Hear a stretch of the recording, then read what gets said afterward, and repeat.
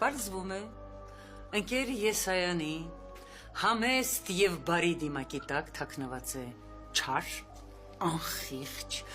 մանկավարժական էթիկայից մղոններով հեռու դաշան մի դահիճ։ Բայց Լուսինեն բացատրեց, չէ՞ ինչի ապտակ է դրան։ Ընկեր Թոմասյան,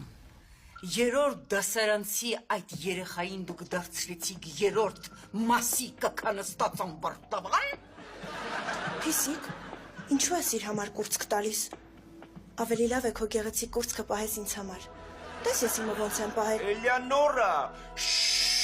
Ումասան Ուրեմն այսպես։ Ընկեր Եսայան, դուք հեռացված եք դպրոցից։ Եթե իհարկե Սիլվա Անդրանիկովնան իր վերջին խոսքը ասի։ Դուրս։